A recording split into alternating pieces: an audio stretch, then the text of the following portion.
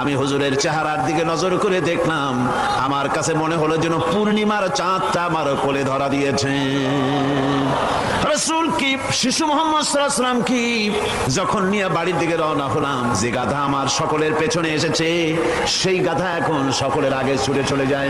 এরপরে বাড়ি যখন নিয়ে গেলাম, কুয়ায় পানি বাড়লো, গাছে ফসল বাড়লো, খেজুর গাছে খেজুর বাড়তে লাগলো, জমিনে ফলন বেড়ে গেল। রাসূলের দুধ বোন সাইমা রাসূলকে নিয়ে মুহাম্মদ সাল্লাল্লাহু আলাইহি ওয়াসাল্লাম তাকে দোলনা নিয়ে দোল দিতেছে। কি আশ্চর্য অবস্থা! সাইমা তাকে দোল দিচ্ছে আর বলতেছে, বেঁচে থাকুক মুহাম্মদ সাল্লাল্লাহু আলাইহি ওয়াসাল্লাম, সে দীর্ঘজীবী হোক।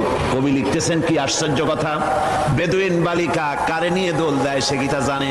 বিশ্বনবী মুহাম্মদ রাসূলুল্লাহ সাল্লাল্লাহু আলাইহি ওয়াসাল্লাম এভাবে এতিম অবস্থায় জীবন তার শুরু হলো।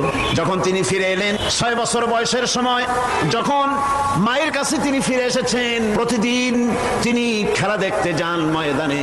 ইতিহাসের মধ্যে লেখা হয়েছে মা প্রতিদিন সন্ধ্যার সময় তাকে ফিরে পান। আজকে সন্ধ্যা হয়ে গেছে, শিশু মুহাম্মদ সাল্লাল্লাহু আলাইহি ওয়াসাল্লাম বাড়ি ফেরেন না। কারণ কি, কেন বাড়ি ফেরে না? সন্ধ্যার দিকে তিনি চলে গিয়েছেন পাহাড়িয়া ময়দানে, যে দেখেন ধুধু করতেছে, চতুর্দিকে সন্ধ্যা হয়ে গেছে, অন্ধকার হয়ে গেছে, কোনো ছেলে পেলে নাই, কেউ নাই। পাহাড়ের পাদদেশে বসে শিশু মুহাম্মদ সাল্লাল্লাহু আলাইহি ওয়াসাল্লাম কাঁদতেছেন। মা প্রশ্ন করলেন, বাবারে সন্ধ্যা উত্তীর্ণ হয়ে গেল, কেন একা একা বসে বসে কাঁদো?